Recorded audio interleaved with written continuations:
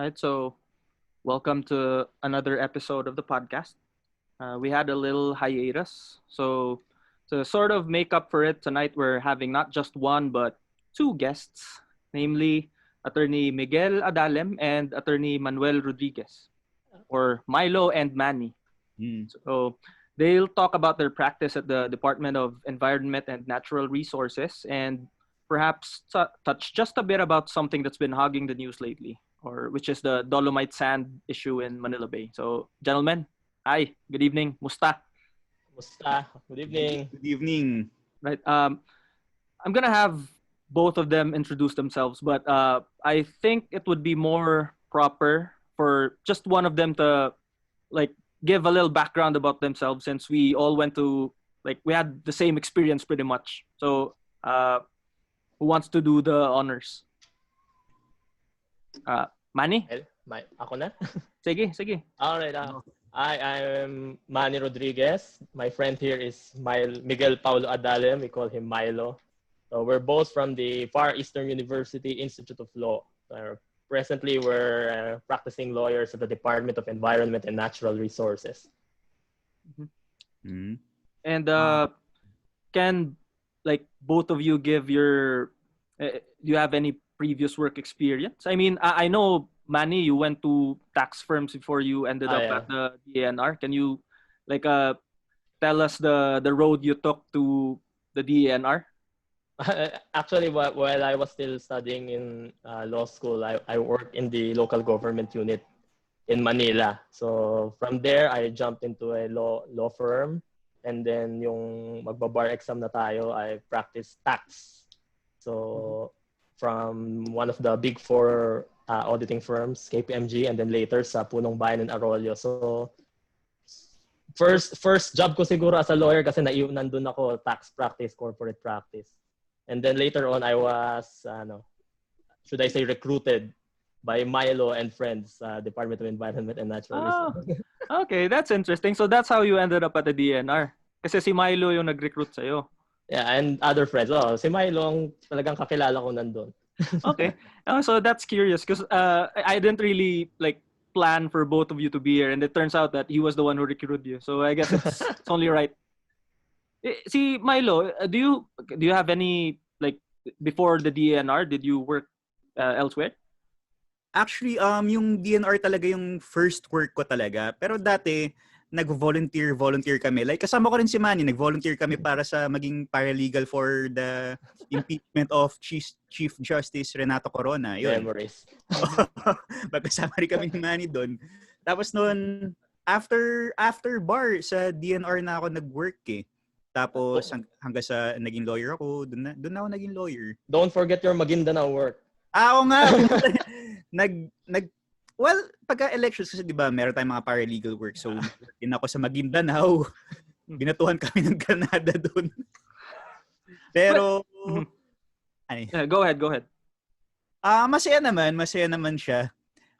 Medyo kasi ayokong nasa-stop ayokong nagiging relaxed lang. Gusto ko palagi may ginagawa. So, kaya ako nagkaroon ng mga ganong work experience before. Tapos noon, yun nga, yung nag-bar ako, after that, nag-DNR ako kaagad.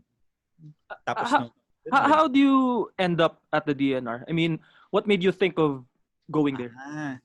Okay, actually kasi, ang gusto ko talaga sa buhay, gusto ko talaga tax practice. Unlike si Attorney Manny. Unlike si Attorney Manny, siya ayaw niya siguro na tax practice, napunta siya sa tax practice. Ako, gusto ko talaga sa tax practice, pero hindi ako napunta sa tax practice.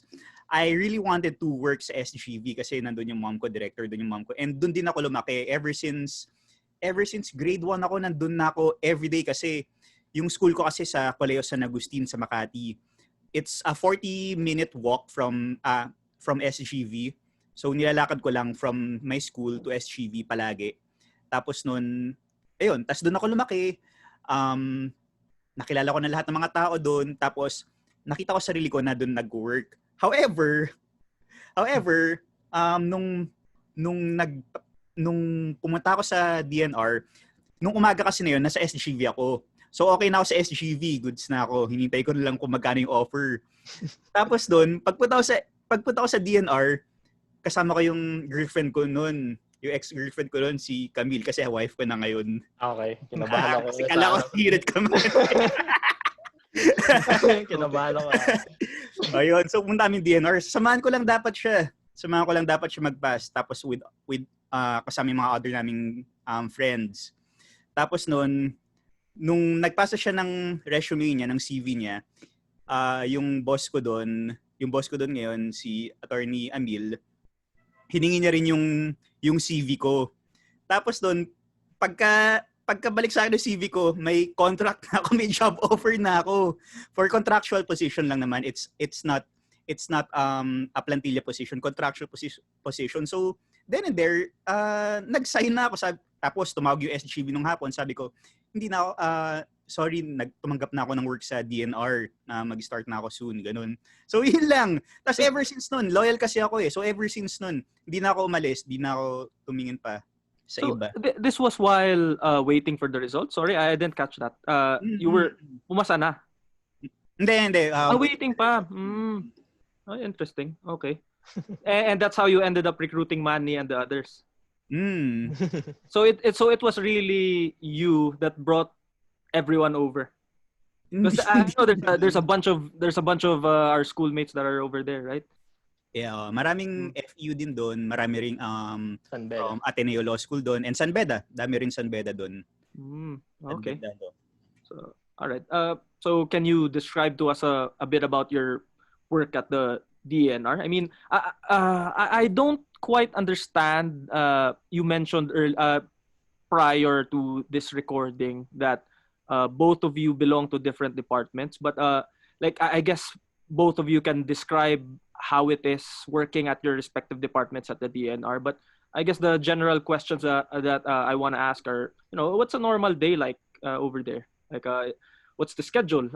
Is it every day? How many days a week? And how busy does it get? Do you have time to do other things?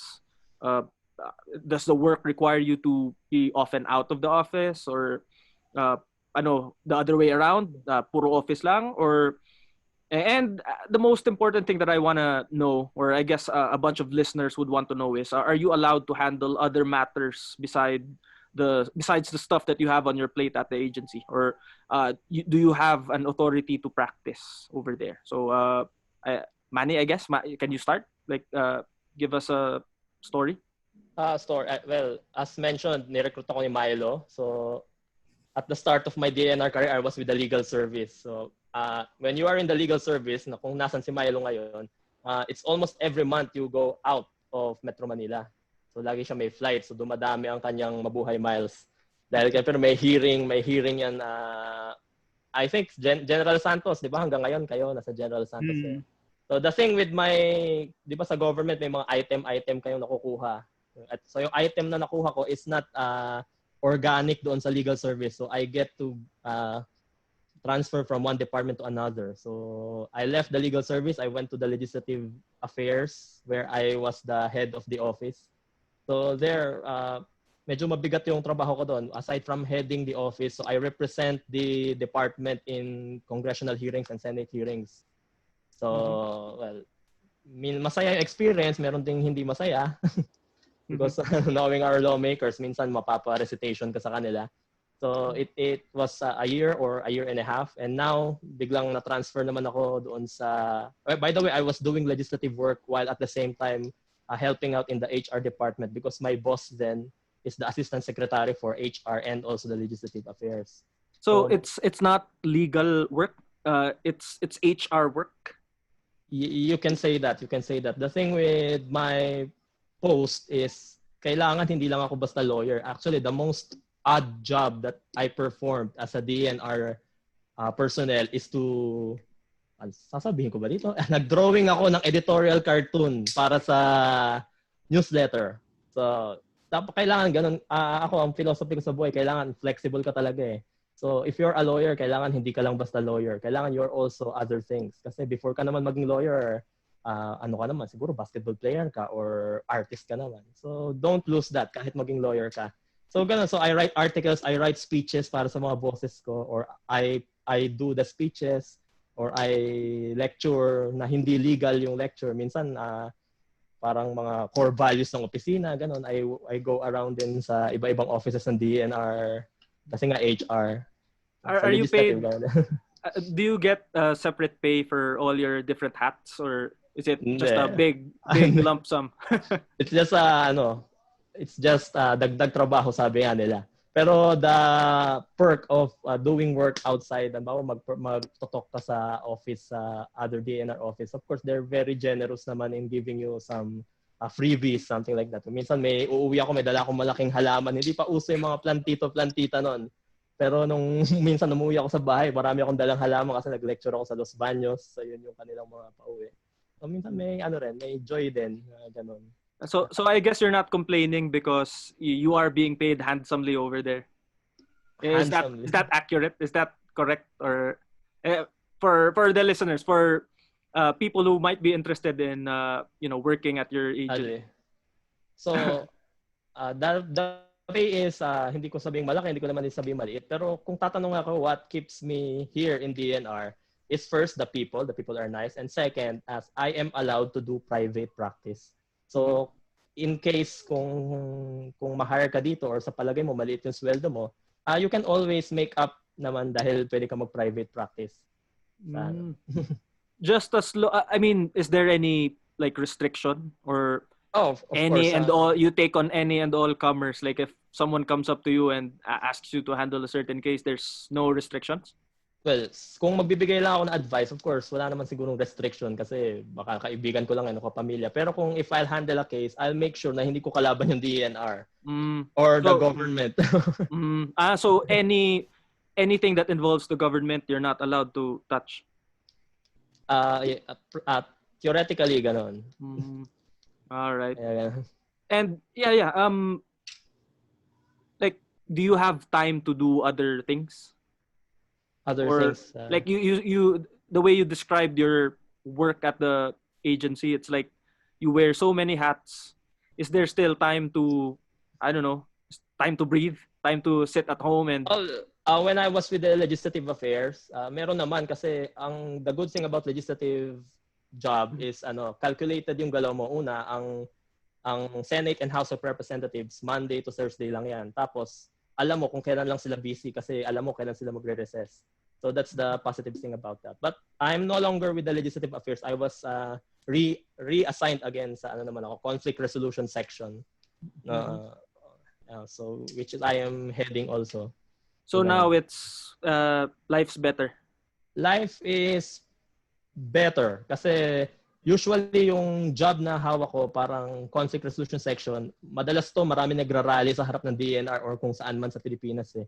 Normally pupuntahan ko sila, kakausapin ko sila, kukunin ko yung statement nila, I'll make sure na makakarating sa mga bosses namin. And COVID-19, alam naman natin.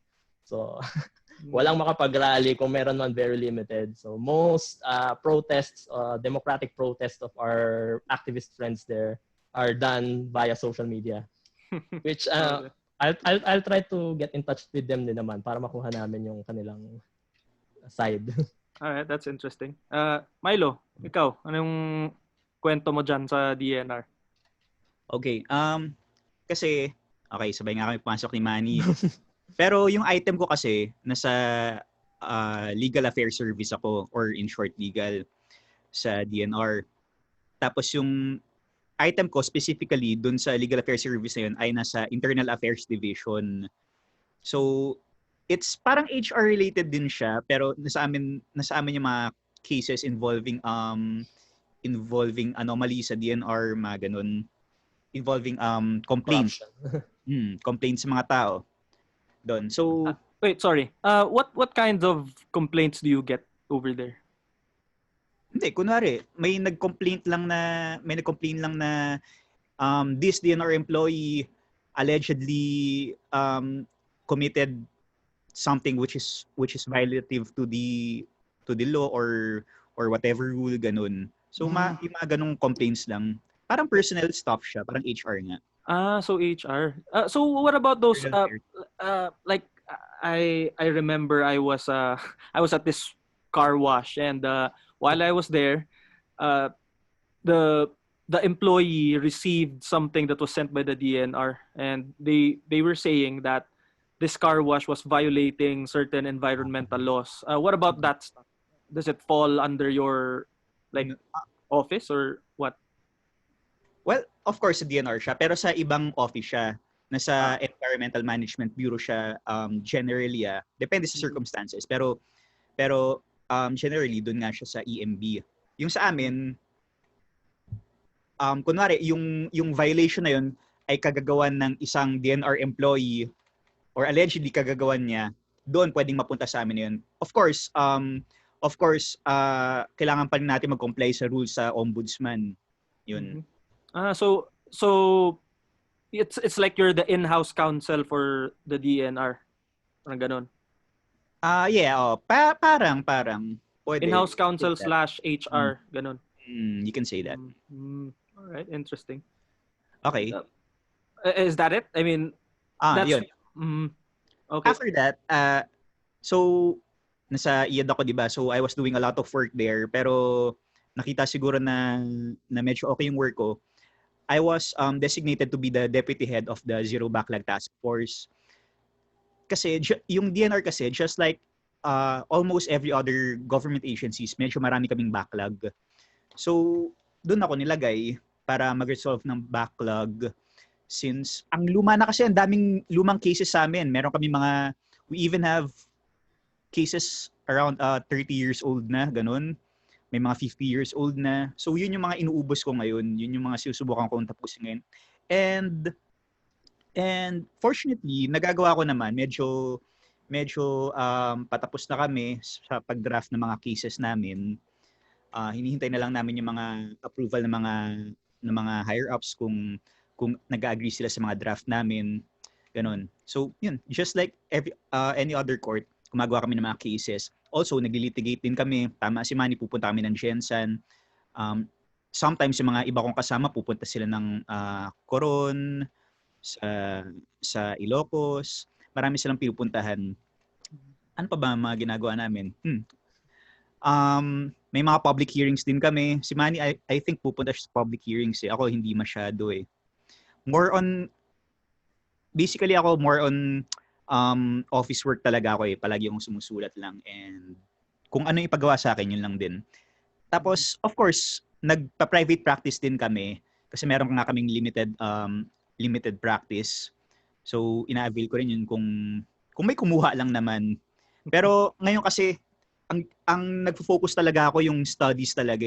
Nag-LLM ako ngayon sa UST, nag-aaral ako ngayon.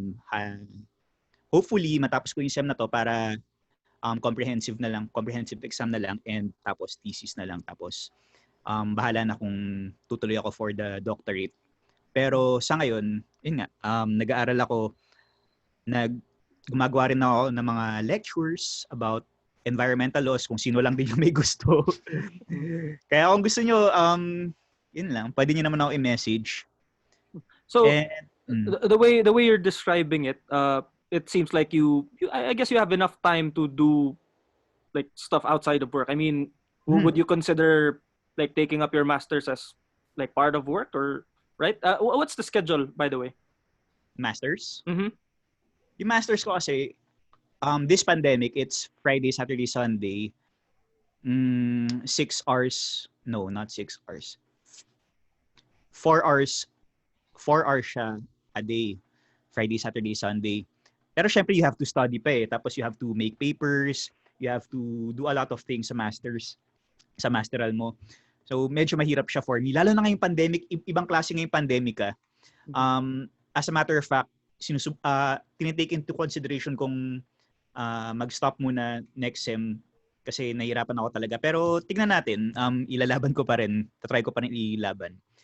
But the masters is like your own thing, right? I mean, it's not like the DNR told you to, we're gonna sponsor, we're gonna pay for your masters because we need you to take up masters. It's not like that, right?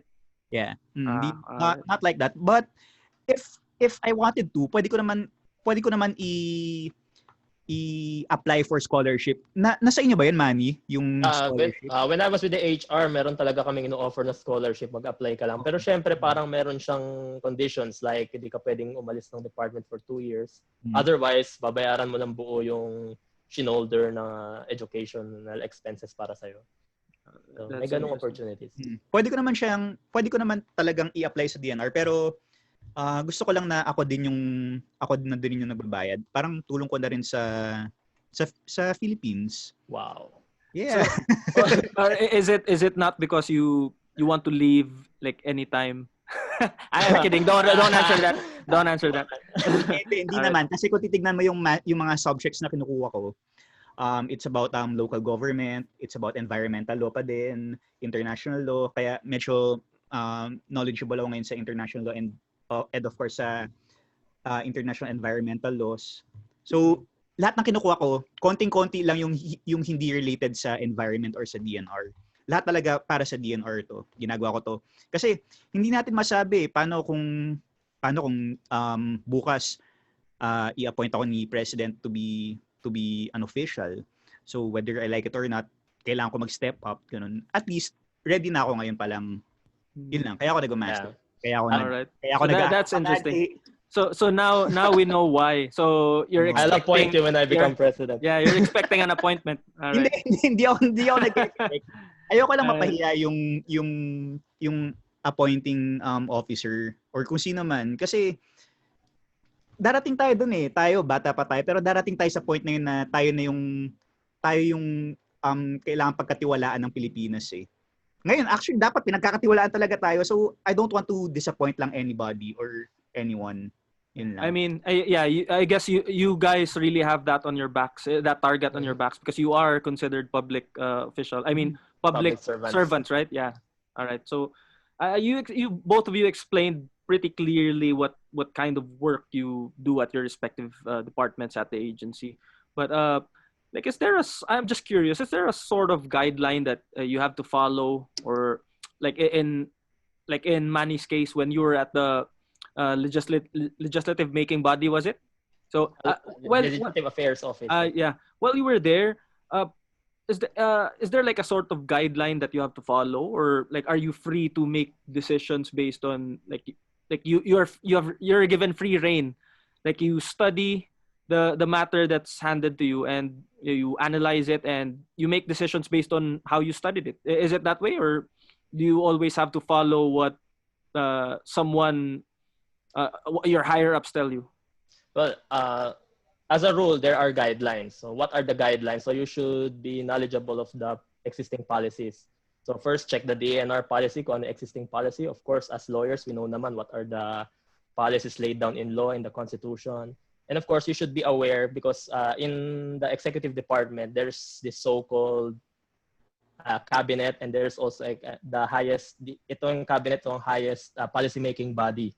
So, meron silang in-issue ng mga resolution. So, kailangan maalam ka doon. To be clear, the DENR is under the executive department, right? Yes. All right. Just for the listeners, yeah. So, kung may existing policy yung cabinet natin, kailangan yung decision na gagawin mo naka-anchor doon, or kung may existing policy in DENR, kailangan yung gagawin mong decision naka-anchor doon. And also, kailangan aware tayo doon sa, nabanggit ko kanina, mga existing laws. Tapos yung, I lost it. Pero anyway, wala kang free hand naman kasi kailangan lahat naman siguro kami ng employees ng government. Meron kami sinusunod na platform. So kailan lalabas yung free hand namin? Kung nothing hinders us from, kung wala namang policy against dun sa gusto namin mangyari, we can suggest, in my case when I was head of the Legislative Affairs Office, kung wala namang policy against doon, maybe I can decide for myself na ito, tama to para sa department.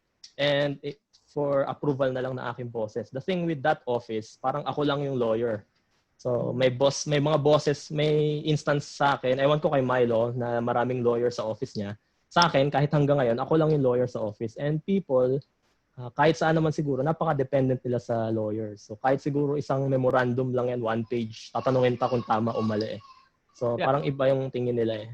So, I was gonna throw this question out later after Milo tells his story. But Yeah. is there a shortage of lawyers over at the DNR? I mean, I'm curious. And the next thing I want to ask is, how would you invite a lawyer to come work at the agency?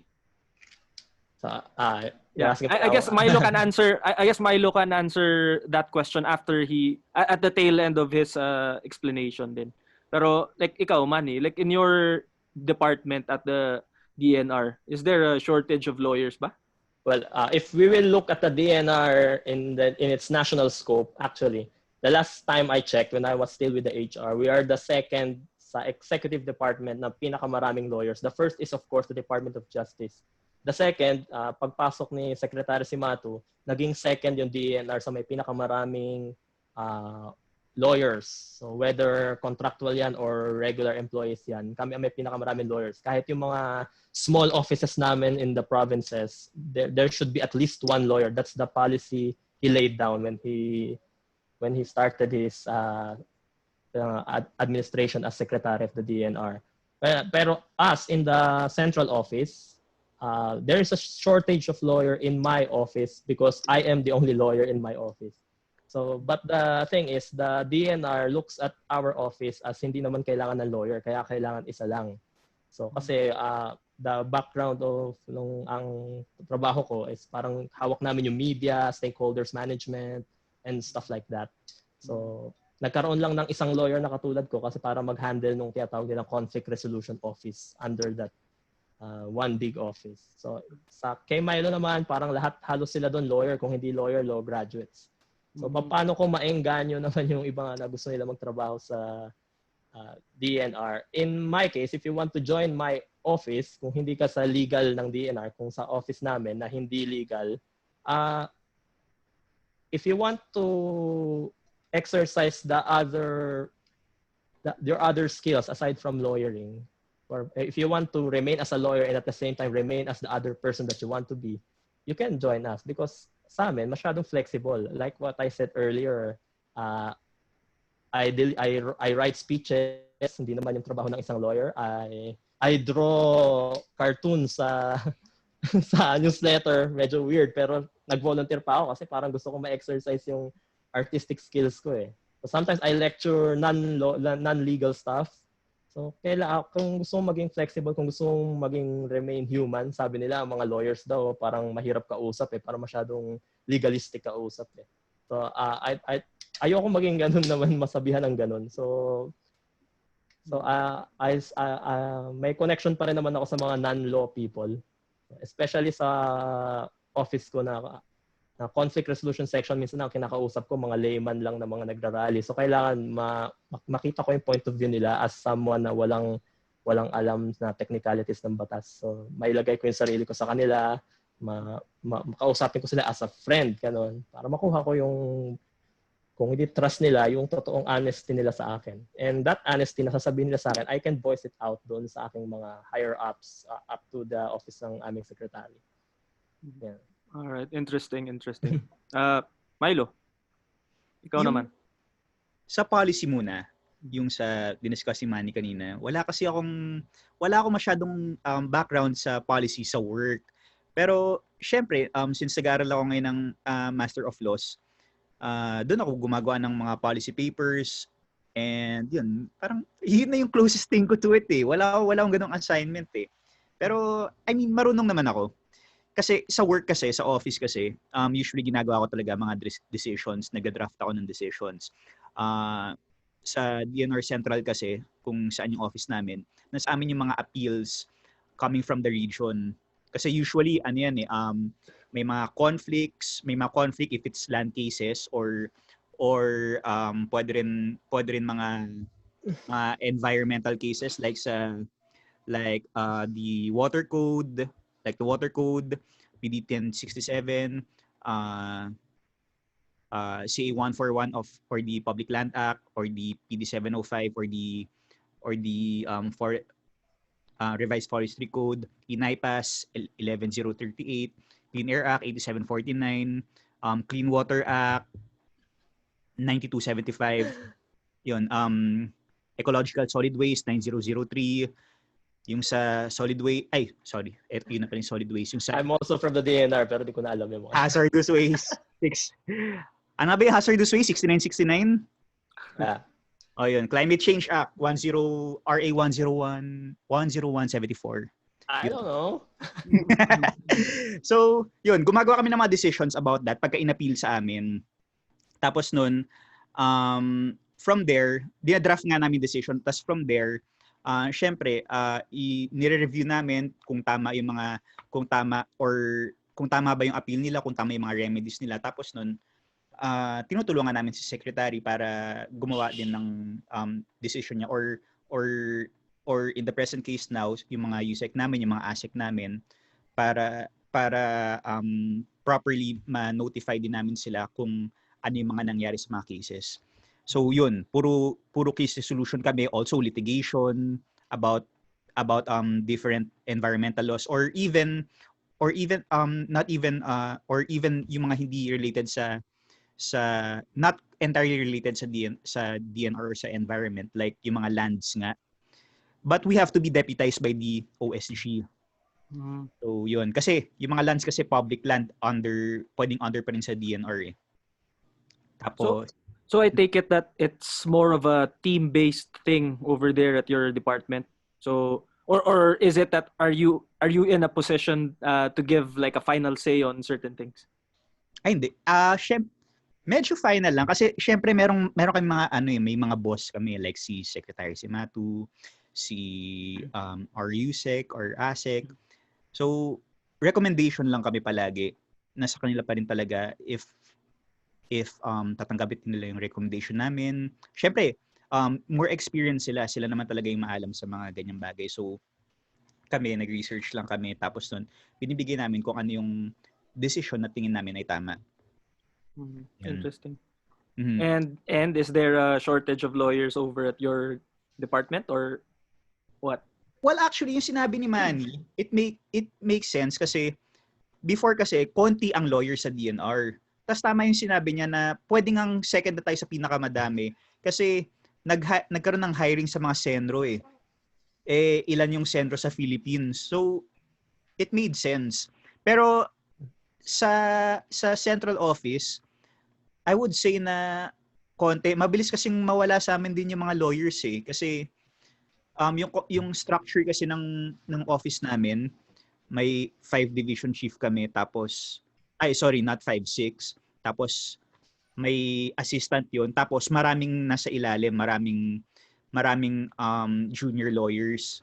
So medyo nahirapan kaming ma-contain yung mga lawyers kasi syempre mahirap yung sa ibang law firms or sa mga ibang offices, mas matataas yung sweldo ng mga lawyers. Kasi to enter sa amin before attorney 3. Before nga attorney 2 pa eh. Buti na wala siya. Attorney 3 na ngayon yung entry level sa amin. And compared sa iba, medyo mababa siya. Pero sa mga hardcore environmentalist na lawyer, sulit na sulit siya. Para sa akin, actually ako, honestly, okay lang ako sa salary ko eh. Kasi may na-allot ako for studies, na-allot ako for allowance, tapos may na-allot ako for sa mga bills ko. Pero studies talaga. May na-allot ako sa studies. Yun lang. Medyo malaki kasi yun eh. Kasi studies ko around kalahati na kagad ng sweldo ko eh. Hindi lang Master of Laws yung tinitake ko. Pag may nakita ko magandang offer na school, ini-enroll ko siya. Like for example, ipo-promote ko sa inyo sa January, merong parang lecture sa Hague Academy. Sa Hague Academy, online lecture siya. Alam ko pupunta doon. Hindi, pwede ka rin pumunta. Pwede ka rin pumunta. Sa November 1 yung enrollment dun sa pagpunta sa Hague Academy.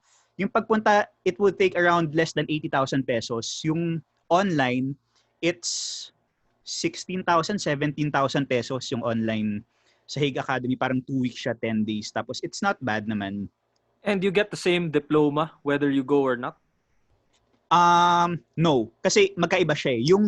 Yung 17,000 pesos it's it's the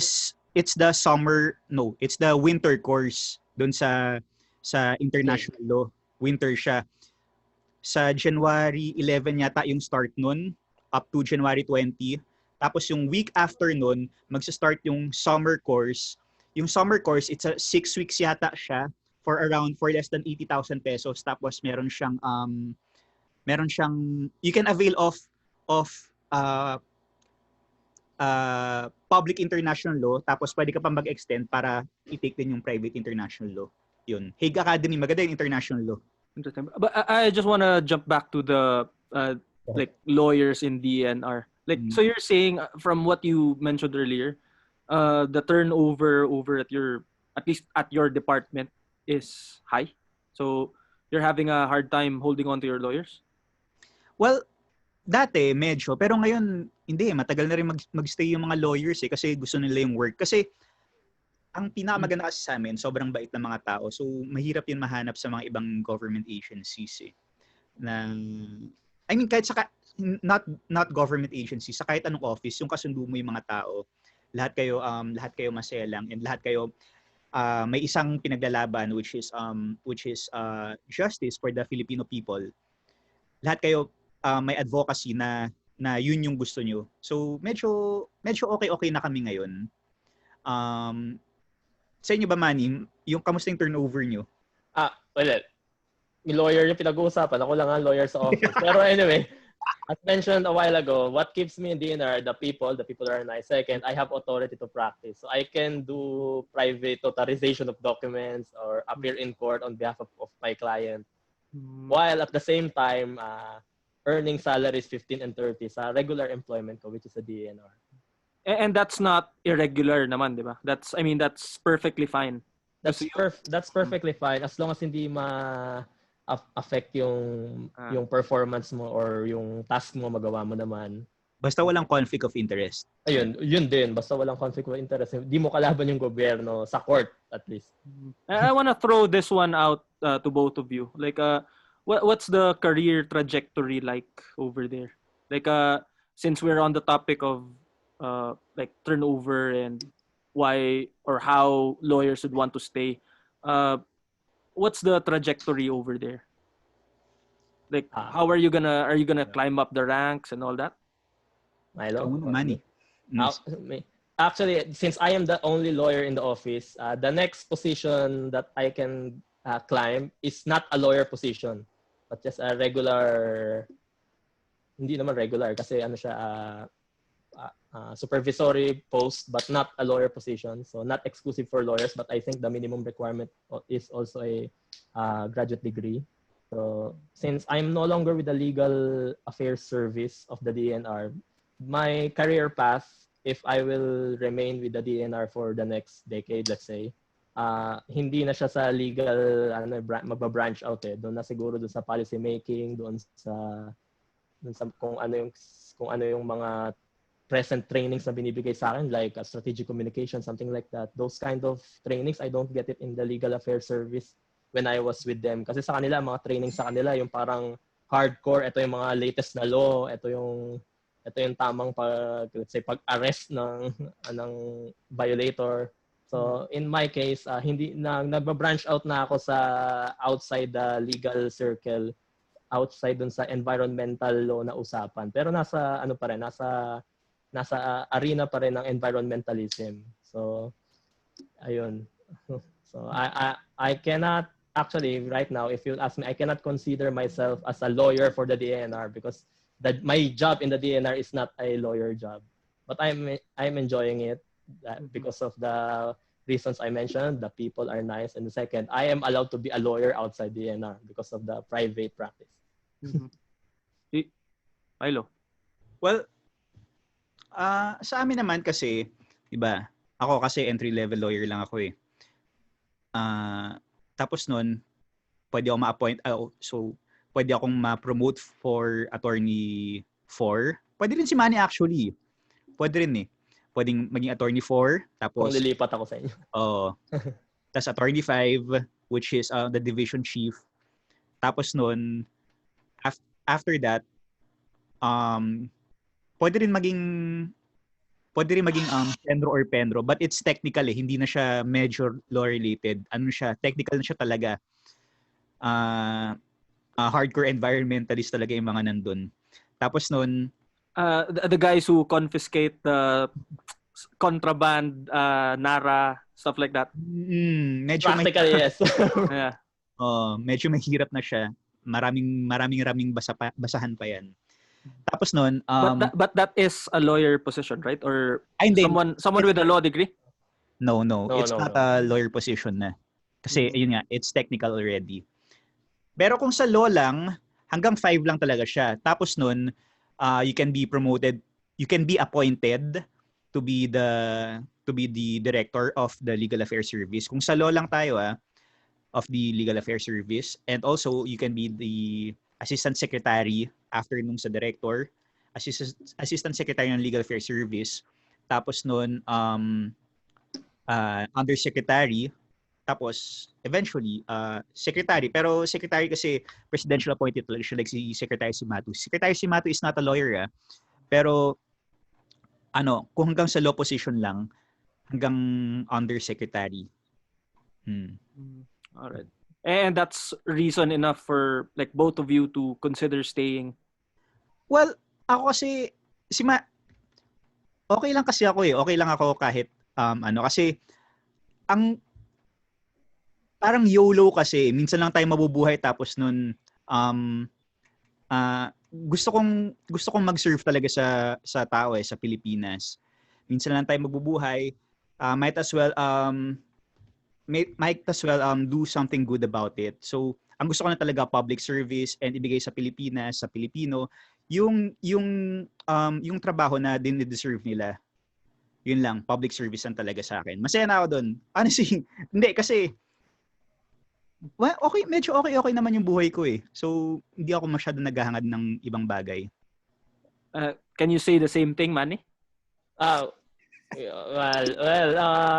When I was recruited from the private sector, joining the DENRs, I say, why not? Kasi environmentalism is just one of my many advocacies. Back in college, marami naman akong mga say sa buhay, marami akong advocacies like human rights, free education for all, something like that. And isa lang doon yung environmentalism. So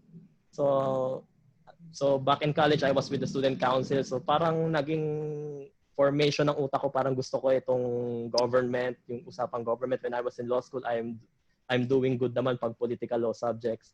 So, okay, I'll try out DNR. So, ito public service. So, I get the chance to serve the government, the people, the country. So, may ganong aspect din naman talaga hindi natin mawawala. It sounds cheesy to some, kaya ayoko masyadong binabanggit. Pero may ganun pa ring aspect for a person like me na ganun yung background na nung back in college.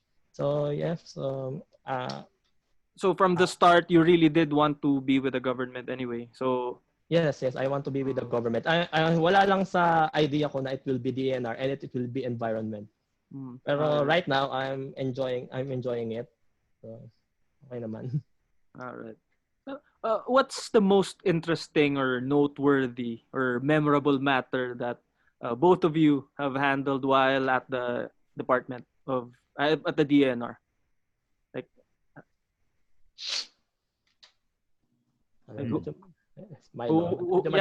feel free to like jump in, either of you. Well, for one, I experienced to arrest a person illegally cutting logs in my presence. So in law, we know, alam naman natin na caught in the act, pwede natin siyang hulihin. So I was with, when I was still with the legal service there, I was with my director. So may permit ba yan? Wala. Nagtawag kami ng kung sino. Inuli namin siya, pinictura namin yung mga tools niya. Something like that. Pero that was when I was still with the legal. Pero nung naging sa Legislative Affairs Office ako, and I was the head of the office, parang natap yung experience na yun kasi because I had the chance to speak before the congressman representing the department, representing a position, and I was grilled by this congressman to the bone, I must say. So I'm lucky that thing is not televised. But That earlier incident that you mentioned, was it like during an operation, or did you just like happen to? Yeah, we were there to investigate another case. So we passed by the area. Actually, this was in Sultan Kudarat eh. So it's not really the safest place. Pero nakita namin, ba't may pumuputol na puno? So naka-DNR vehicle naman kami, bumaba kami. Sir, meron ba kayong permit? Taga-DNR kami. Totoo naman, pero hindi kami DNR doon, taga-central office kami. Pero yun na rin yung pakilala namin. So wala siyang permit na napakita. And obviously, illegal din yung kanyang tools dahil walang license yung kanyang... Under the law, kailangan may license yung iyong chainsaw. So wala. So we arrest him there. So, That's interesting. I did not know that. Yeah. So I keep photos yun kasi medyo memorable sa akin yun.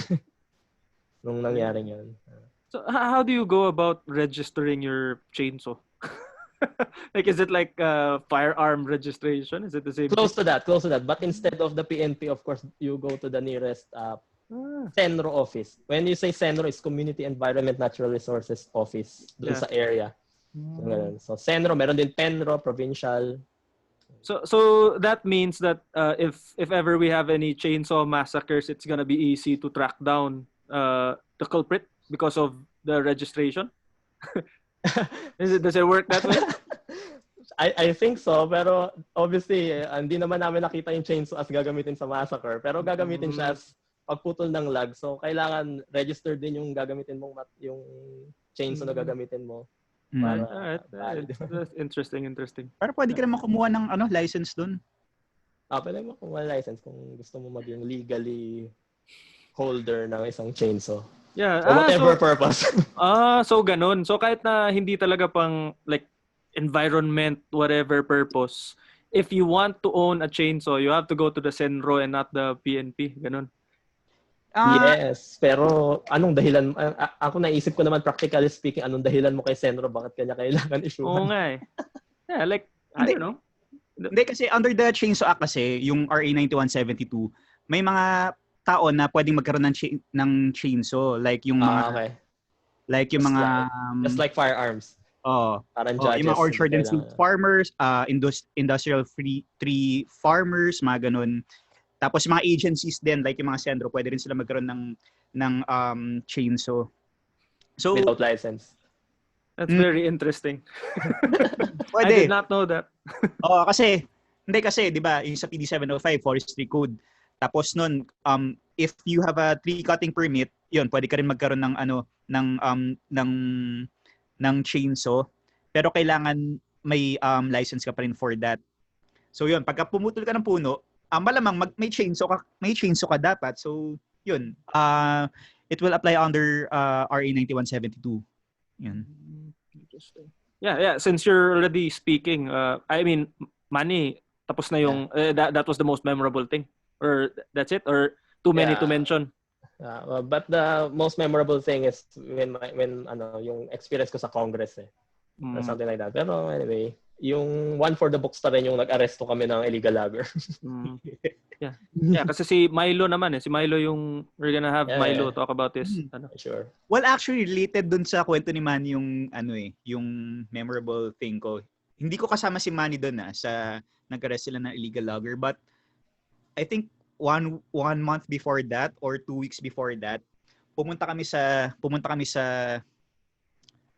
malapit doon sa kanila. Tapos noon we were looking for a very big syndicate. Tapos noon it came to a point na we really went deep. Tapos noon yung lugar it was Abu Sayyaf infested medyo. Yun. Tapos nagkaroon kami ng mga MILF friends. Tapos in-invite kami sa base nila. Syempre hindi ako pumayag. Sobrang takot ako doon. Sila na yung kausap namin. Tapos nun, so syempre hindi kami pumayag. Tapos bumalik na kami sa Manila. Tapos grabe, sobrang takot ako nun. Kaya pumunta sila Manny kasi sila na yung pinadala next. Yun, lahat nung nalaman namin, pinasa na namin sa kanila. Kaya Yun pa. lang. Oh, so Manny, Ngayon ko lang nalaman, pain pala ako. All right, that's funny. But both of you will agree that that's one perk that you have working at the DNR. I mean, going to places you never like even thought of going and just visiting just for work. Ang ganun. Or so, We can so call it a perk, pero hindi kasi siya laging masaya eh. Minsan may delikado rin. And by the way, yung Philippines isa sa mga delikadong lugar para sa mga environmental workers kasi maraming pinapatay sa mga katulad namin, mga foresters, mga employee namin sa ground. So Milo and I, maswerte kami that we are doing this work in a office desk. Diba? Pupunta lang kami doon kung inassign kami, but it's not our everyday thing. Unlike those people. At sila yung pinaka-vulnerable na mabaril ng mga rebels, ng terrorists. And the DNR offers hazard pay naman for like gigs like that. Well, unfortunately, hindi siguro sa lahat kasi may budgetary constraints. Actually, isa rin to dun sa ina-advocate namin. Until now, kasi nasa legislative office ako dati, yung creation ng isa pang bureau, yung Environmental Protection and Enforcement Bureau. So sa DNR kasi may mga bureau kami, Environment Management Bureau, Mines and Geosciences. So gusto namin mag-create ng separate bureau na parang siya yung PNP namin sa loob ng DNR. Ang ginagawa lang niya enforcement. Meron siyang training, may budget din siya for hazard pay. So I think it's about time that the Philippines will have this environmental body. Kasi sa US meron yata na yung EPA, Environment Protection Agency, na may enforcement arm siya. Kami sa DNR, wala kaming enforcement arm. So if we want to enforce laws, sometimes we call on the military or the PNP kung may gusto kaming hulihin. Yeah. So, ang training namin, theoretical. So maraming alam sa environment yung mga tao sa DNR, mga foresters sila, mga marine biologists sila. Pero kung i-enforce nila yung law pagka may violator, hindi yun yung training nila. So isa rin yun sa dahilan bakit vulnerable yung environment sector sa mga napapatay. Palagi kami pinapatay. Pinapatay. Swerte rin kami kasi hindi nasa Metro Manila kami, opisina kami. Pero kawawa yung mga nasa regions. Yung pinuntahan ko doon sa yung kwento ko kanina, yung bahay niya, personal na bahay niya yun, ang daming tama ng baril. Makikita mo sa walls, sobrang butas-butas yung walls niya. Because they are enforcing like environmental laws. So like if there's an operation to accost Nara loggers, ganon, pinapatay sila? Ganon? Pwede. It may come to a point na ganon nga. The mere wearing of a DNR uniform, parang may target on your back ka na kung sa mga lugar na halimbawa may kaso yung mga lupa nila. So pag pumunta ka doon na naka-DNR uniform ka, parang tingin nila sa'yo kaaway. Kahit in reality, empleyado ka lang naman na inassign doon para mag-picture halimbawa. Pero you can't explain everything to anyone, especially on the field. Especially if they're fighting for their properties or their businesses. So I guess that's one reason why like presidents appoint like just like military. In the case of Secretary Simatu, former military guy. We can guess na yun yung wisdom behind that. Interesting. That's interesting. All right. But I'm disappointed that none of you mentioned like this very raging issue involving the dolomite sand in Manila Bay. I was hoping that both of you could like enlighten us and the listeners about what the big fuss really is about. So, I know I understand that this might be a delicate thing for you guys to discuss because you are involved, or at least the agency that you are representing or that you belong to is. But can we discuss about it a bit? I mean, perhaps you can treat this as like a public information effort to help people like myself and anyone who might be listening to help us understand better. Like it's not it doesn't have to be anything confidential or like crucial. Like just a general discussion that even if we want to say something naman about confidential stuff, it's above our pay grade. So baka di rin naman namin masabi. But much has been said in the media. So yes, we call it the Dolomite Beach. So actually, it's not actually dolomite. It's crushed dolostone because dolomite is the name of the mineral that creates it's the name of the mineral that produces this dolomite thing. So, I actually did a little research about that, and yeah, since you mentioned it already, so dolomite is actually a type of rock. Mineral, yeah. Yeah. Mineral that produces the rock, which is the dolostone. So they crushed it and they put it in Manila Bay. And this thing called dolomite, pinakamayaman siya doon sa Cebu, particularly in the municipality of Alcoy, if I'm not mistaken. So it was extracted there and nilagay siya sa Manila Bay. So before you extract something, so you need a permit, of course, obviously, from the DENR's Mines and Geosciences Bureau, MGB, and also from our Environmental Management Bureau. Kailangan may ma-issuehan ka ng tinatawag na ECC or yung Environmental Compliance Certificate. So before a project can move forward, kailangan ng ECC, and before that ECC can be issued, kailangan makapagbigay muna yung gagawa ng quarrying o gagawa ng project ng environmental impact statement niya. So kung pumasa yung environmental impact statement niya, sabi ang DENR, okay to, check. So issuehan natin ka to ECC, okay na kayo. So we know now na nangyari na yun, na-extract yung dolomite nalagay sa Manila Bay Beach. So Wait, sorry, this is such a noob question, but how exactly do you crush the dolomite stone? Like, how exactly do you bring it to Manila and you do the crushing here, or when you extract it from? I'm sorry. That's not a noob question because I cannot even answer that. I'm not. Hindi ko alam ang science behind that. And by the way, it's a DPWH thing, yung pag-transport. It's their project actually. We just issued the permits. May kinalaman siya sa environment. Alright. So anyway, it was transported. Dolomite is color white. Yun yung nilagay.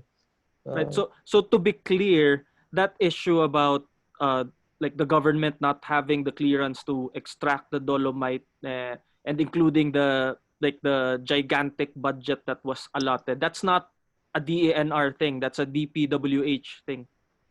Yeah, what you mean? There's this issue going around, right? That the government did not have any clearance to extract the dolomite, and people also howled over the very big budget that was allotted for that extraction. I mean, we're not supposed to discuss those anyway, but that issue pertains to the DPWH and not the DENR. Since you mentioned perhaps you can mention din the DENR because we issue the permits, because the DPWH cannot pursue without us giving them permit, like the environmental compliance certificate. But since the ECC was issued, so as in law, sabi natin, kung mababasahin mo naman lahat ng permits na na-issued in paper, meron tayong tinatawag na presumption of regularity. So everything was in order. So if somebody would want to oppose that, na hindi yan in order lahat, so welcome naman siya kasi it's a democratic society, they can file a case. So basta insofar as the present status quo is concerned na wala namang nakakaso, puro sa media lang yung naririnig natin and sa mga nag-o-oppose ng project, wala pa tayong masabing ganyan kasi in paper, malinis naman. May permit, presumption of regularity, nangyari yung project, and stuff like that. And of course, yung mga allegation ng corruption, so far, as far as I know, wala pa namang nakakasuhan. Pero I think it's safe to say na kung merong corruption ay kailangan managot. Kahit naman ako taga DENR, wala namang excuse dun eh. Hindi ko pagtatakbo yung department ko. Kailangan talaga makulong yan. Diba? Kasi it's public funds. Diba? That's the biggest pagnanakaw na pwede mong gawin. Yeah. All right. We're not supposed to discuss about that anyway. But we're going back to... unless Milo, do you have anything to add? Or you wanna... Hindi ako masyadong knowledgeable din sa dolomite issue eh. So, ang dami ko di alam din about that. Actually, kasi we have our experts in the DENR and they say this dolomite is okay. So the people who are opposing the dolomite, they are experts also. I respect their knowledge and many things. So they are saying that dolomite is mali. So if kung ako lang masusunod, kung may opposition, you file it in court. And the DNR will defend its position, and of course the opposition will defend their position also, bakit mali yung DNR. And at the end of the day, everybody wins eh. Kasi if you trace yung history, yung mga cases na let's say parang mga cases na natalo yung DNR, kinabuti ng bansa natin eh.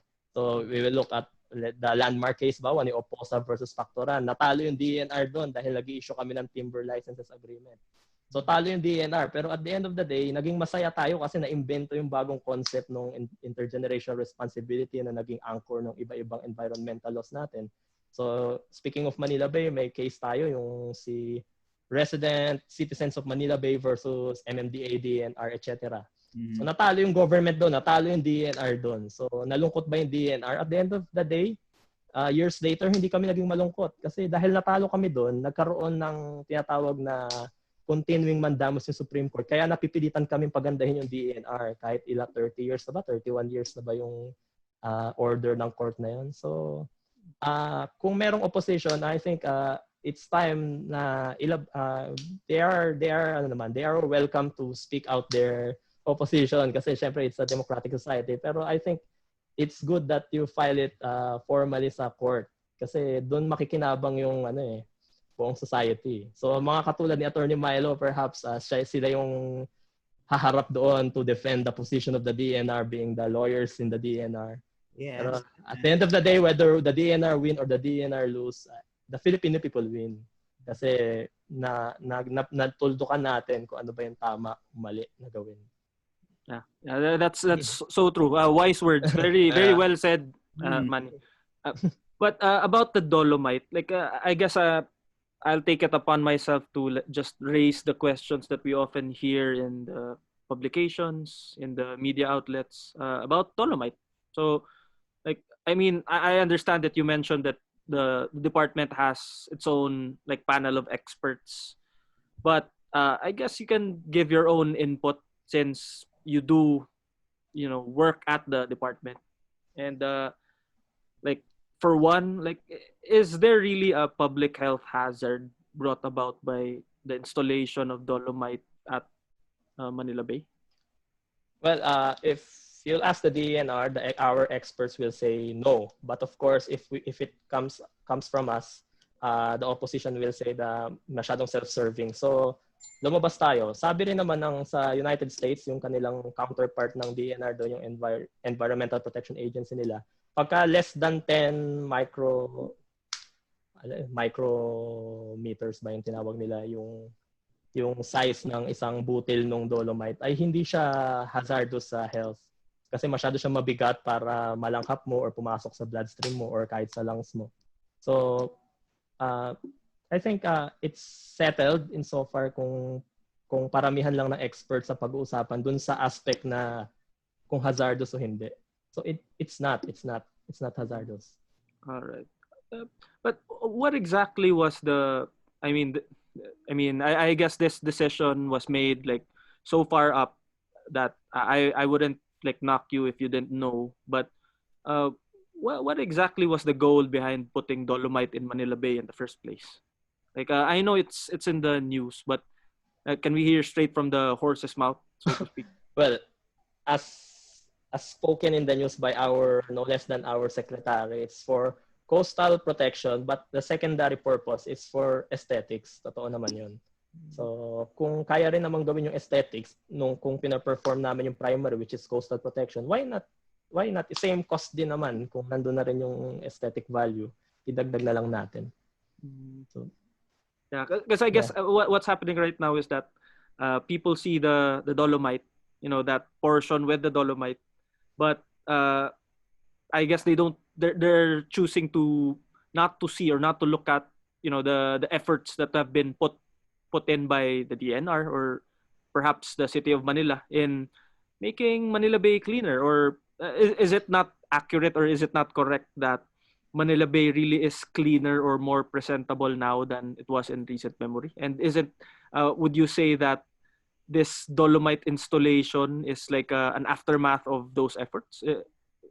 Would you agree, or was that the goal? Well, I will agree on the statement that the Manila Bay is in a better state now than before because I mean, mas yeah, you're a resident of Manila, right? yes, I I mean, am a resident of Manila. yeah. So So if as a not great as a DNR, an employee of the DNR, you're speaking as a constituent of the city of yes. Manila. Yes, and also as a former employee of the LGU. So that's why I know na mas madumi yung Manila Bay before the time of Secretary Simatu. So when Secretary Simatu became the DNR secretary, the Manila Bay is one of the flagship projects. Maybe because nababanggit ni President Sasona or parang marching orders from the president. So naging focus yung Manila Bay. So if I will compare then and now, mas maganda yung status ng Manila Bay, mas konti yung basura niya, mas maraming bantay ngayon. Pero hindi pati pinag-uusapan yung dolomite nun kasi because I'm speaking nung January 2017 or 2018 kung saan ni-launch yung Battle for Manila Bay campaign ni Secretary Simatu. And this beach dolomite project na tinatawag nila. Medyo hindi naman ako ganun ka-competent sumagot ng details kasi hindi rin naman the other stuff is above our pay grade para maggawa kami ng statement. Pero hindi na meron bigla na lang may galong project din naman pero nakita naman namin yung nilay down nila na policy behind that. So I'm happy na nagkatrabaho kami sa government at nalalaman namin yung bigger picture. But of course, if we dissent on something, we can always dissent din naman in our personal views naman namin. Hindi naman kami pinipigilan na sabihin kung kumukontra kami doon o hindi.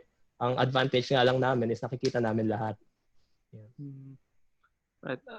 In the papers, I read that there are various camps that are like filing a writ of kalikasan against this dolomite installment. I mean, can you guys discuss like even just a bit about even your personal opinion regarding that? I know that might be confidential or sensitive, but perhaps si Milo, can you touch a bit on that? Well, hindi ko siya sasagutin ng diretso pero kasi sa writ of kalikasan kasi like dun sa writ of kalikasan under the rules of procedure in environmental cases Rule 7 writ of kalikasan and Rule 8 konting madamos sama na natin kasi 'di ba sa writ of kalikasan may mga requisites siya.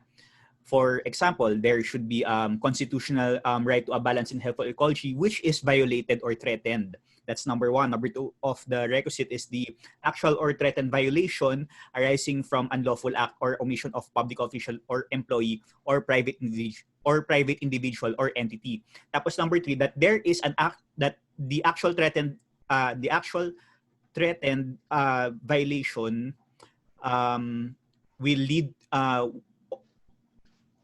may lead or will lead to an environmental damage of such magnitude as to prejudice the life, property, or life, health, or property of inhabitants in 2 or more cities or provinces. So, na-take note niyo ba yung mga requisites for writ of kalikasan? So, medyo lecture pa. Yeah, medyo. So, tingnan niyo yung mga requisites. Kasi not only dito sa dolomite issue but sa lahat ng writ of kalikasan cases na na-file, medyo mahirap patunayan yung third part na na it should affect 2 or more cities or provinces. So kung ang nakikita lang natin with that alone, kung nakikita natin sa Manila Bay lang, I don't think that it would prosper. More so yung mga ibang problem sa mga isolated provinces or cities like siguro sabihin natin Palawan. Isipin mo may sobrang laking environmental issue doon sa Palawan. Kunwari may mining na nangyari sa Palawan, open pit mining na hindi nag-comply sa lahat ng orders pero ay sa lahat ng mga requirements. Hindi mo siya pwedeng i-writ of kalikasan kasi doon lang siya sa Palawan or sa isang city lang doon na doon lang siya nakakapag-affect. So, ang hirap patunayan nun. Although sinasabi, may mga comments yung Supreme Court na it should not be treated as strictly, but syempre kailangan ilagay natin, kailangan it is clear sa law na hindi siya dapat i-treat strictly. Nakasulat sa law eh. It's clear there. It should affect inhabitants in 2 or more cities. So, yun. By that, I think yun yung magiging premise or isa yun sa mga strong arguments kung bakit hindi dapat kung bakit the rate of kalikasan won't prosper. Yun. But don't get me wrong, maganda yung rate of kalikasan din. Sabi nga ni Manny, nakatulong yung rate of kalikasan sa Philippines kahit natalo yung DENR sa mga ibang case sa resident mammals versus resident mammals versus race kasi yung diniscuss ni Attorney Manny kayo na GR number 180771 nagkaroon ng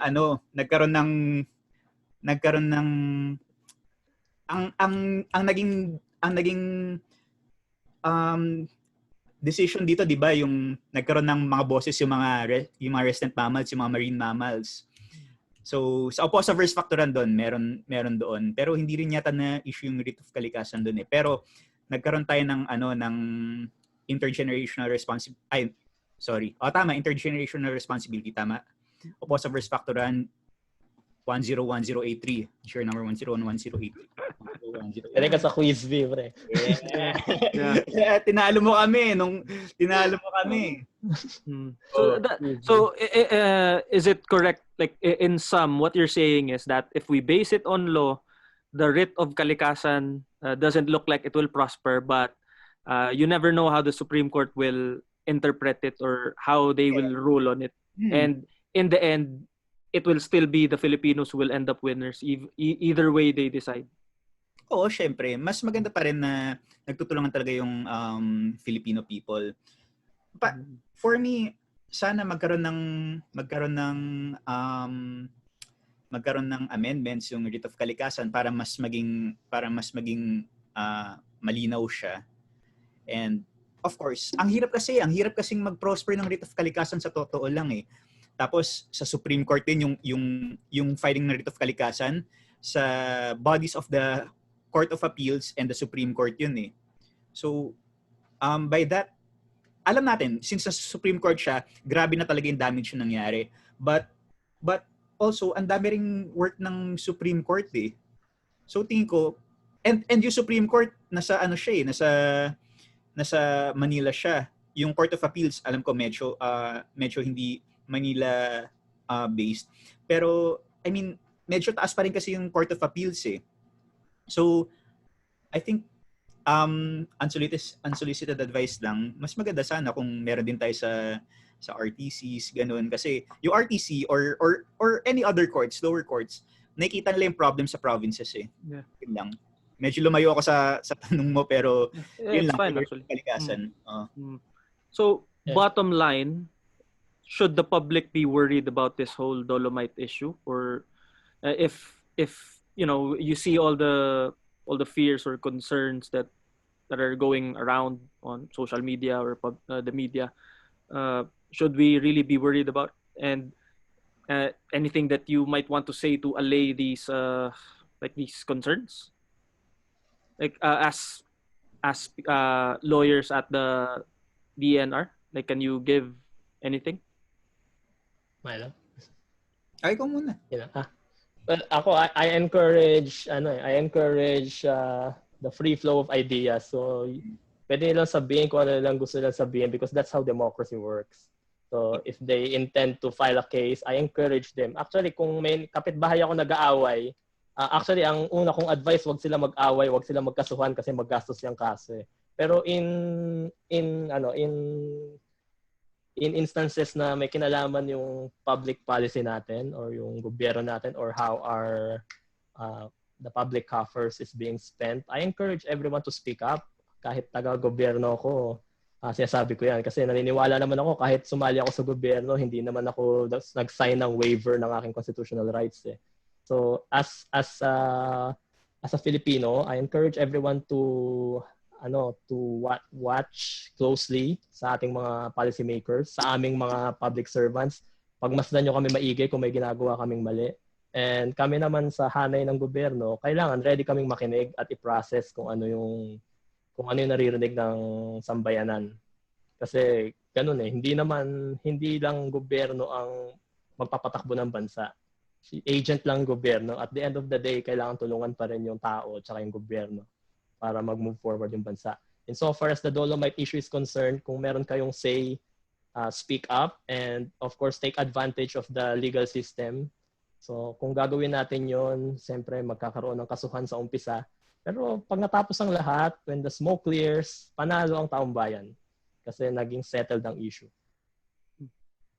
Yeah. Ikaw, actually, medyo ganun lang din yung sasabihin ko. Lalo na, sana pagka nagkaroon ng mga public hearings, yung mga public hearings kasi pumupunta yung mga tao namin sa mga establishments para marinig sa mga taong bayan kung ano yung mga hinanain nila or gusto nilang sabihin para dun sa mga for example this sa dolomite issue.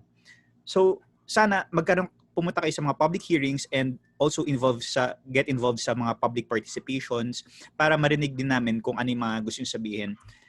Kung hindi man kayo makapunta, sana makipagtulungan po kayo sa amin. Very approachable naman po kami para po gumanda rin po yung department natin. Yung bansa natin. Kaya natin to. Hindi lang po sa amin ang lahat ng work. It should be a joint effort. Tulungan niyo rin po kami, tutulungan din namin po kayo para po maging mas maganda talaga yung Pilipinas. Kung nag-worry po kayo about sa mga budget, ang gusto ko lang po sabihin sa inyo na kami po sa DNR, mga matitino po kami, mga matitinong empleyado po kami, and maswerte po kayo, maswerte ang Pilipinas na maraming empleyado sa DNR na sobrang hardcore, sobrang bait, and sobrang dedicated sila sa work nila. As a matter of fact, sa sobrang dedicated nila, marami sa amin, wala nang ibang iniisip kung hindi magsilbi lang sa Pilipinas. Yun lang po. Alright. I'm gonna ask you if there's anything that I failed to ask that you would have wanted me to bring up, but I'm gonna start with one though. I noticed that both of you address each other as attorney. Is that a thing at the DNR? Like you have to call the lawyers attorney, or what? Or yeah, actually my question is, how do you guys prefer to be addressed? Like attorney? Like would you be offended if I'm just calling you Milo or Manny? Should I be calling you Attorney Milo, Attorney Manny, Attorney Rodriguez? Ganyan? Actually, wala akong pakialam kahit anong itawag mo sa akin. Kahit Manny lang or Manuel or kung ano. Pero kasi sa office ko nga, ako lang yung lawyer. So pag narinig ko yung attorney, ako na yung lilingon. Kahit walang pangalan. Attorney, ako na yung lilingon kasi ako lang yung lawyer. Pero kung mga fellow lawyers lang din naman, parang ako experience ko, hindi naman issue yun sa DNR. Kung whether lawyer ka o hindi. Actually, good question yan. Sa akin, ako rin okay lang. Okay lang sa akin na kahit anong tawagin. Mga tawag sa akin ng mga tao, kuya or Milo, whatever. Okay lang sa akin. Pero sana ang pakiusap ko sa kanila, sa mga meeting, sa mga kailangan ka maging professional. Like here, at least man lang address ako as attorney kasi nakakaya sa mga ibang tao pag sinabihan akong Milo, uy, diba nakakaya eh. Pero meron sa aming iba, gusto nila, attorney tawag sa kanila. Meron iilan sa amin ganun, pero hindi naman palagi. Depende sa tao. Yung mga sa amin, merong mga tumatawag sa attorney, meron ding mga Milo, okay lang. I don't mind kung ano. Are you required to, like, I guess in line with what you mentioned, like the respect or like the propriety, are you required to dress up when you show up at the office? Like you have to be in barong? Milo. Sagot. Well, kasi dapat kasi may uniform talaga sa amin. may uniform sa DNR. Yung mga lawyers paano ba? Hindi sila exempted nga ba ang lawyers sa mag-wear ng Yes, uniform? yes. Sa HR, merong resolution yung Civil Service Ah, Commission. so Totoo ba? Exempted na ba? when you say uniform, it's like a school Monday uniform to... or something like Parang that? ganon. Pero merong iba-ibang kulay every day of the week. Pag Friday, wash day. So it's Or a big employee. so it's a big deal to be exempted from this uniform. Actually, hindi naman dahil for some reason yung gumagawa ng uniform, mabagal siya. So yung iba wala pa rin uniform. So hindi mo naman namamalayan sinong may uniform or wala. But for us lawyers, we're exempt from the uniform rule. But ako mismo meron akong set ng uniforms eh. Yeah, ako rin. Meron din akong set of uniforms. Pero parang pakisama na lang din namin. Pero kasi usually, pag lumalabas kami, like, kunwari may hearing, or we have to meet this very important person, or we have to go to other different agencies, either ngayon, naka 3-piece suit ako, hindi ko suot yung American ako, or usually naka double-breasted ako, yun, na coat. So, sa aming circle ng lawyers sa DNR, kilala namin si Milo na siya yung lagi ng Amerikana papasok. Yeah, yung double-breasted ko dito, parang parang isang buwan. Okay na ako sa barong eh. May barong din ako, syempre. Minsan papasok ako pag Friday naman, wash day, naka-t-shirt lang. Ganun. Kasi you have to be, you have to be presentable kasi, lalo na you're a lawyer. Tapos nun, paano kunwari, nakita mo si Morris, tapos nun, may kailangan. Di ba?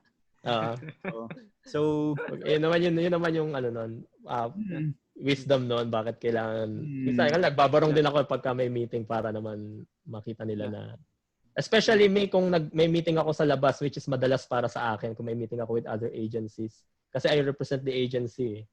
So baka sabihin naman nila bakit field officer, nakadamit pang field officer tong pinapunta niya.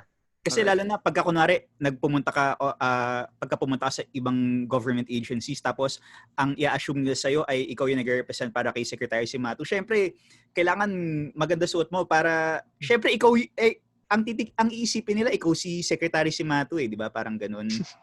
Alter ego. Alter ego, yeah. Alter ego of the alter ego. Yeah. Right. Is there anything else that that you want to bring up? I'm giving you like the floor. Pero maganda yung question mo lahat. Maganda yung question mo kanina. So itong pandemic na to, so parang nag-iba yung arrangement namin sa opisina. So si Milo parang may schedule lang siya pagpasok eh. So in my case naman, mas maluwag yung boss ko eh. Parang since the pandemic, napunta ako sa office twice or thrice pa lang, physically. Pero syempre, every day, we do this Zoom thing. So may meeting kami, I do papers remotely. So araw-araw pa rin naman kami nagtatrabaho. And kami yung agency or kaming mga government people, hindi tumigil yung sweldo namin eh. So yung mga counterpart namin sa private sector, yung iba nawala ng trabaho, nagsara yung kumpanya. So kami sa gobyerno, tuloy-tuloy lang ang sweldo. So parang yun yung laging binabanggit sa amin eh. So parang mas marami pa nga kaming ginagawa ngayong working remotely. Kasi parang yun naman din yung motivation namin kasi nakakahiya sa ibang Pilipino na taga-private sector. Sila nawalan trabaho, naghihingi ng ayuda. Tapos kami sumisweldo pa rin. So we should do our best. They don't deserve less. Parang mas naging alive sa amin yung ganong thought nung nangyari tong pandemic. Yeah. That's a very reassuring statement coming from a public servant or a public employee. Those are very reassuring words actually. That's very good. Yes. Well, sa amin tuloy-tuloy pa rin yung work eh. Hindi lang everyday. Pero ako nag-request ako kung pwede ako mag-everyday ngayon, including weekends, pati Saturday and Sundays kinuha ko na eh. Kasi medyo naghahabol ako eh. And yun nga, para sulit din yung bayad ng tao. Ayun. Yun naman eh. Di naman malaki yung sweldo namin pero kasi alam namin saan galing. Yeah. yun yung parang pressure on our part to do our best. Mm-hmm. All right. Anyone you wanna greet or shout outs? Milo. Ikaw muna. Okay, a shout out to my fiance, Jera. Nanonood siya. Wow! Congrats pala! Engaged. Congrats pala, congrats. Oo Thanks. nga. And Oh. ayun, shout out sa mga followers ni Morris Piloteo podcast. Keep following and share the page. Oo nga. Maganda to ha. Shout out sa Good mga job. staff ko sa Zero Backlog, sila Jaime Pangasinan, tsaka sila sa mga brads ko doon sa Zero Backlog, tapos sa mga iba ko pang staff, sila Ryan, yung mga boss ko, sila Attorney Rosan, tapos sa buong legal and also sa lahat ng kaibigan ko sa Philinvest, mga schoolmates ko sa Colegio San Agustin, FEU, UST, yun. Alright. At saka sa wife ko, nakalimutan ko. Tsaka sa wife. Katabi mo pa ngayon. Hindi. Tsaka sa wife ko sa kabilang kwarto. Any parting words? Yeah, Milo. Ikaw muna, sige. Ikaw palagi. Well, parting words, siguro in the course no itong interview na to, pansin nyo, I want to be involved in many aspects of my life. So for those who want to be in part of a certain profession, let's say lawyering or sa environment, yung mga forester namin or kahit anong field, not because you are part of that profession, you lose your other identity. So I am the living proof na ang isang lawyer ay pwede rin maging ibang bagay. So don't lose your other passions. That's just because na may naabot kang isang passion. So for those who want to become lawyers, remember that before you became lawyers, tao rin kayo. Kasama na doon yung sinabi mo, Morris, kung may issue kami sa pagtawag sa aming attorney or Yeah. pero sa akin wala. Oo nga. Well, para sa mga aspiring lawyers then don't ever give up. Mahirap maging abogado. Kaya kailangan paghirapan. It should not be, hindi siya ibibigay lang sa inyo. Kailangan paghirapan niyo siya. Mag-aral lang kayo mabuti kasi ganun yung ginawa mo. Well, alam mo, hindi kataas ang grades ko, pero nag-aaral ako. Hindi ko masasabi na nagpabaya ako sa law school. Kahit mukhang pabaya ako sa law school, hindi talaga. Hindi talaga pinaghirapan ko yan. 14 hours a day ako nag-aaral noon. Yun. So, talaga siya. Mahirap talaga siya. Pero kaya yan. Kung gusto nyo. Ako kasi, hindi ko naman inisip na magiging abogado ko eh. Gusto ko lang, relax lang. Tapos, eventually, gaganda yung mga dreams mo, yung mga aspirations mo. Hindi ko pa rin, hanggang ngayon hindi pa rin ako makapaniwala na abogado ako, pero hindi siya importante siya, pero ang mas importante sa akin yung nakapagsilbi ako sa mga Pilipino. Yun lang. At the end of the day, hindi naman matatandaan ng tao yung pangalan ko, pero at least alam ko sa sarili ko na binigay ko lahat sa I lived a meaningful life. Yun. All right. Mm-hmm. So, thank you again, gentlemen, for giving the podcast the time of day, for giving your insight. It was very, very refreshing and very, very interesting. I learned so much just talking to you guys tonight. And to everyone who is listening to the podcast, if you enjoy the content, please like, follow, and subscribe. So just so that you don't have to keep clicking on the page to check if there's new stuff that's being posted. And I'll be posting the next guests on the page soon. And see you. Thanks. Thank you. Thank you.